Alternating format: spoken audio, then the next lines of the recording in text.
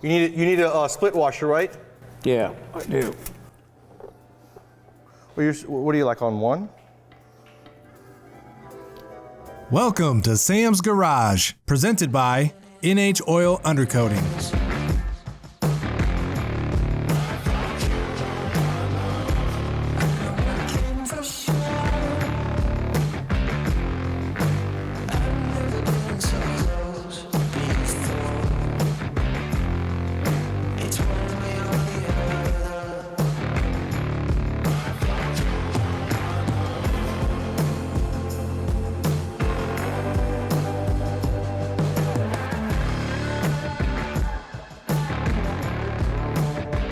This episode of Sam's Garage, Sam and Kevin Ford modify the Jeep's hood to get more air down into the engine.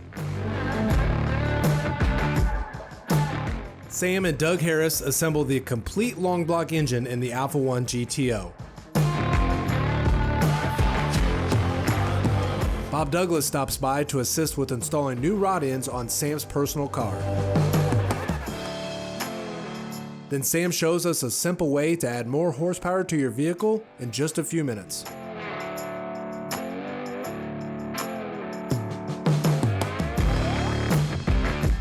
Since the Jeep will be crawling over rocks instead of speeding down the track, it's important to make sure that the engine still gets plenty of air. Sam and Kevin modify the hood with new scoops to allow fresh air to get down into the engine bay. This will help make sure that the Jeep's engine stays nice and cool while off-roading on the trails. You know, producing the kind of heat that we're going to be doing on this rock crawler, we're going to need to vent the hood. And Kevin brought us some beautiful pieces that he's made at Lokar. These are nice. Yeah, we actually created these for our Camaro that we built several years ago for a look standpoint, and then we were going to make them function as the actual intake. But in our case, we're going to make them exhaust the air. Absolutely, because anytime you have a custom build like we have, engine swap, high horsepower, but in our case, really, the important thing is we're going to be idling a lot. Fan's going to be running, and so we got to dissipate the heat out of the engine bay. These are going to work great. The way these are designed, we can lay them out on the hood, we can trace the inside of this flange. If you look, this is actually a clamshell feature, so the only thing that's going to stick up is this little 1/4 inch above, and then the rest of this is going to be below. So if you have any ripples in the hood, when you clamp it, they'll smooth out. Yeah, and you can hide any little mistakes you make cutting. I'm excited to see how well they're going to dissipate the heat from the engine bay. Yeah, and they're going to look great too, because it's streamlined. They're large, so we're going to get a lot of volume through them. Biggest things are original. How many Jeeps do you see with these on there? That's right.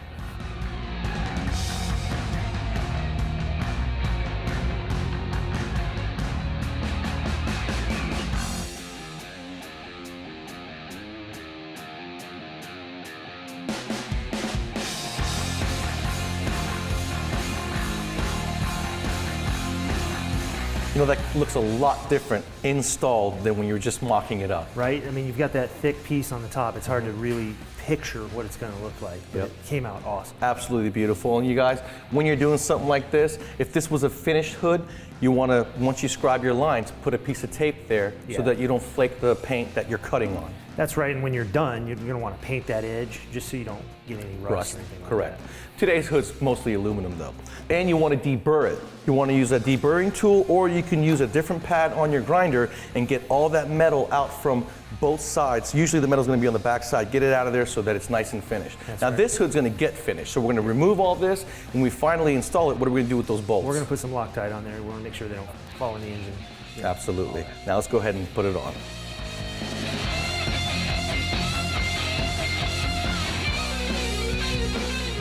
You know, anytime you can do a modification where it's both aesthetic and functional, it's a huge plus. Yeah, I mean, these came out awesome, and I'm really excited about how functional I show people that they are, not just a pretty little flare to the Jeep. And if you wanted to, if you're really worried about any kind of water getting in on a rainy day, you could take the time to put a piece of sheet metal under there, put a hose, couple holes, and it'll have a regular drain. Yeah, that's right. You could bring a trough down and drain it wherever you want.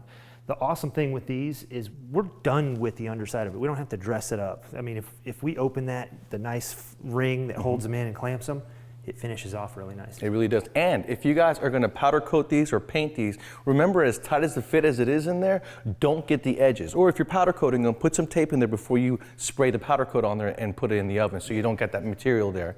Yeah, and we put a good little chamfer in there, but we want it to be as tight as we can. So when you're tightening that down, you don't have to kill it. You don't want to squeeze into the paint. You want to be cautious with that. And it's very important, like you took all the time you needed to make sure that we centered these things up with measurements, put our lines in, scribed everything, and so we know that those are perfect. And this is where you better do it 2 or 3 times because it's going to be noticed, and that's expensive if you mess it up. Yeah, and they're universal. They've got different angles. You know, we chose to align the back, angle them this way. Yeah, I mean, go with the we taper of the hood. Yeah, and we had a variety of options, so take the time, lay it out, see what you like, test fit, do that before you start cutting. Absolutely, it looks really good. These things are nice, they look good, they installed pretty easily. The hardest part was really just cutting it and measuring it. That's right. Very nice pieces, thank you.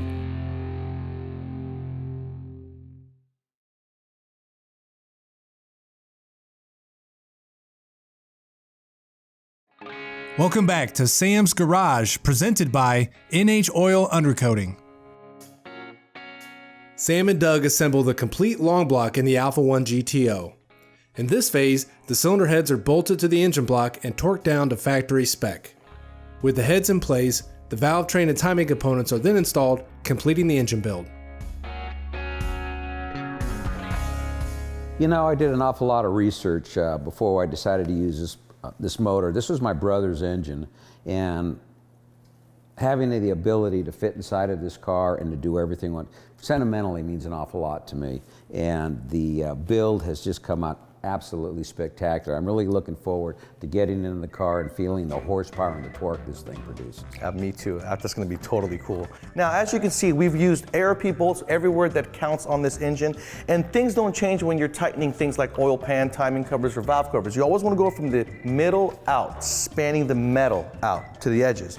And you want to make sure that you go back and torque everything twice, because when you're dealing with a rubber gasket, you're going to compress it. Then when you go back to the middle ones, the first few you tightened, it's going to be loose. So you got to go back through maybe 3 times. Yeah, absolutely. And normally when I'm putting these things together, I'm really taking my time, because if you don't, you're more prone to have leaks. And if you take your time, you adjust it, you torque it a little bit, you come back, you torque it again, take a look at how you're doing it. When you get the engine done, you won't have any leaks. Whenever you're putting on heads on a motor, you want to clean the deck and the bottom surface of the head. When you do that, you're going to get a little bit of lint no matter what rag you use. So you clean it off with a good brake cleaner, then you go in with Shop Air and get all the lint off so that when you put your heads on, it's nice and clean. Another tech tip that you'll have is a long time, if you're getting ready to build a motor, it says check number 1, check for top dead center. You want to know which is number 1. The easiest way to do it when you're doing a V8, if I take a look at both of my heads, I have one head slightly in front of the other. The head that's the farthest forward, this would be number 1 cylinder. Interesting tech tip. ARP head bolts are so strong that you can reuse them a few times. But after the second time, make sure to check it with a stretch dial indicator so that to make sure it's not stretching on you.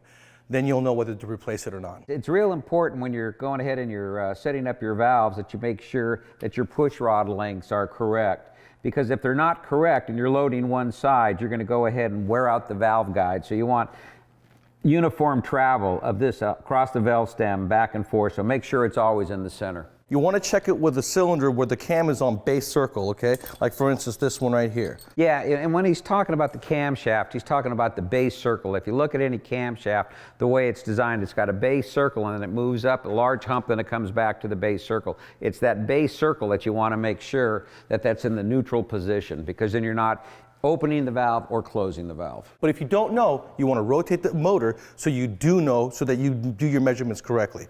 When you put this push rod in, it's a little bit short. Rod sits like this, the rocker arm sits a little high, and when it goes to open, it's going to actually come off of the tip of the valve stem. So it's a good idea to take an adjustable push rod like I have here and adjust it, right? Then you can see exactly the geometry, make sure you can even put it in place, spin the motor, make sure it's riding in the middle of the valve stem, staying on top of the valve stem. Then you take your measurement with your push rod, order your push rods, then adjust your valves. So make sure you do this part right. Well, Doug, what do you think? That looks pretty good, huh? Oh, it looks excellent. It turned out nice. You know, being that it's a 347, it's going to make a lot of horsepower and torque in a small package that's going to fit nicely in that car. And we want to make sure the intake manifold that we use is going to give us a European flair. Right, yeah, we're going to be looking at with a fuel injection system onto it, using throttle bodies, a Weber type setup, except it'll be fuel injection. We got to measure all of our heights, make sure everything fits correctly under the hood, use the right type of fuel management system onto it, but it's going to have a really sweet look for a 250 GTO running a Ford motor.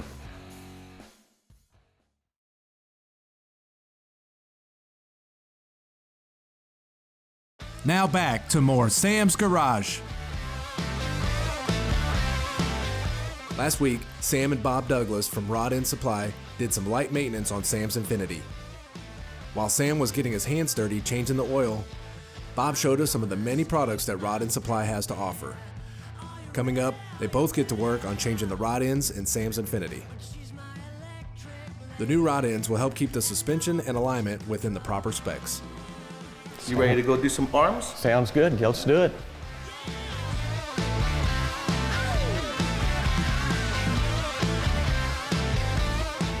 Now I got all the jam nuts loose. We're going to go ahead and R&R the rods one at a time.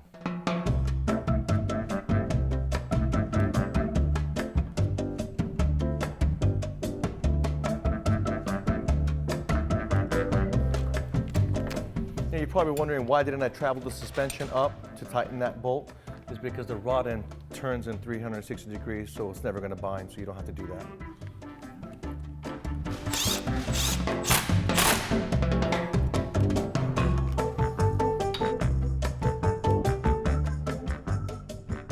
Now you guys notice I'm using a chrome socket on an impact. There's nothing wrong with that. In certain cases, you do have to use chrome sockets. They're lifetime warranty. If they break, just replace them. There's nothing wrong with that. So I've already got one rod off, and I'm going to show you guys how to assemble the new rod, making sure that you really don't need an alignment, or at least you can get yourself to the alignment shop without killing the tires. There are two eccentrics for alignment adjustment. Anytime you remove an eccentric, you always want to mark where it was so that you put it back to where it was, and then therefore the alignment will be very close. You can drive it anywhere to an alignment shop. So I put marks on the four eccentrics, left and right, and then we can go ahead and address those. Now, as far as the rod goes, okay, you want to make sure that when you put the new rod in, it's the exact same length as the old one that you removed. And there's a really easy way to do that, and I'll show you exactly how. All right, so we're going to be changing out this rod, and we're going to make sure that the rods are going to be the same length as the rod that we removed. There is a washer that you have to transfer from the old rod to the new rod. We're going to put it right here between the jam nut and the rod itself. Now, this is the type of rod that you would make out in the field that's custom, correct? You would buy the rod, or you would make this out of stock. How would someone go about making something like this?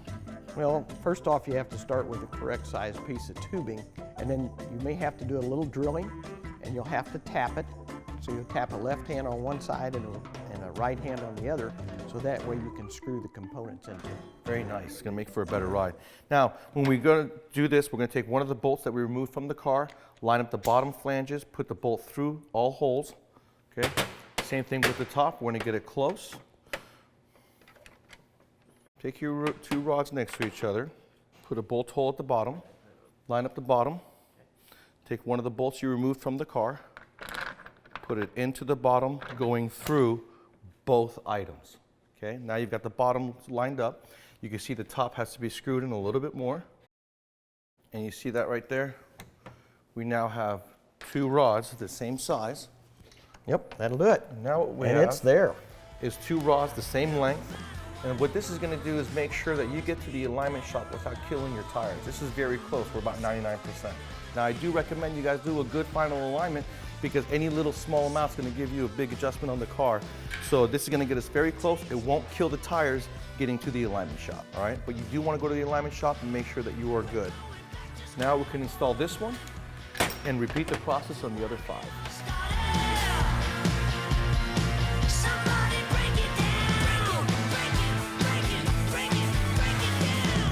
That wasn't so bad, was it, Bob? Wasn't too bad. Not at all. 6 arms, record time.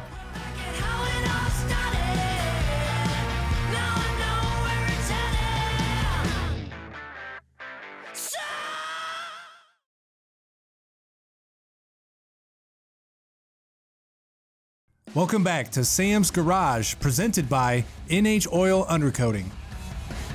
Are you interested in getting more horsepower from your vehicle? Sam has the answer from Hypertech. The Max Energy Spectrum Power Programmer will unlock the potential of your engine, adding more horsepower, torque, and overall performance.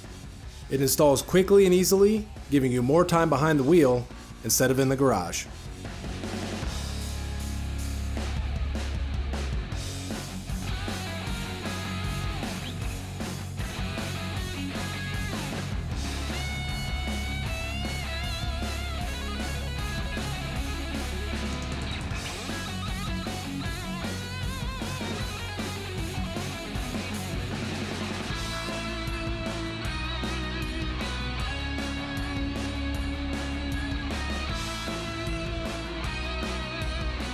You guys ready to make some real horsepower without getting your hands dirty or even popping the hood?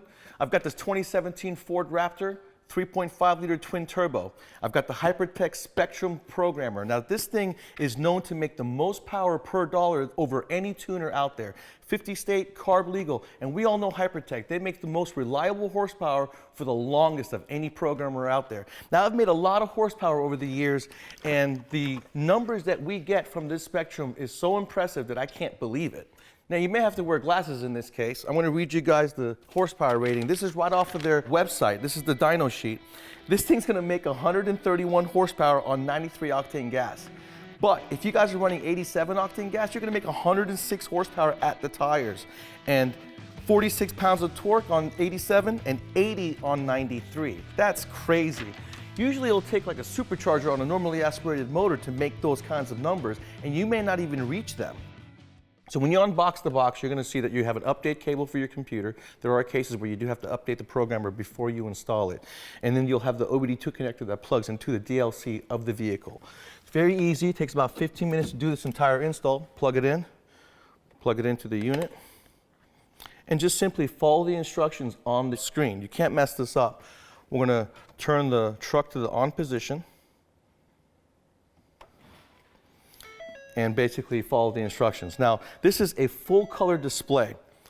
This is able to adjust your tire size, your differential, your fan speed, your idle speed, your top speed limiter, your shift points. Even if your truck or vehicle has start-stop technology, you can turn that off. And that's a great idea because it kills your starter and it puts a strain on your battery. Now, if you guys feel that your battery is a little bit weak, maybe not up to par, go ahead and put a charger on it just to be safe.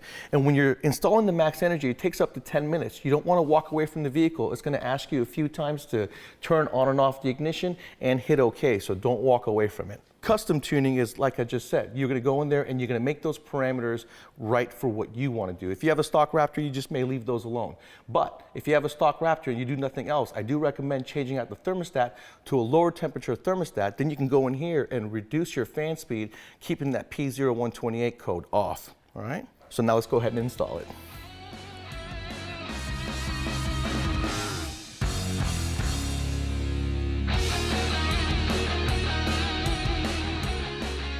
All right, there we go, we're all installed. Now it's time to go for a test drive and see what that 131 horsepower feels like.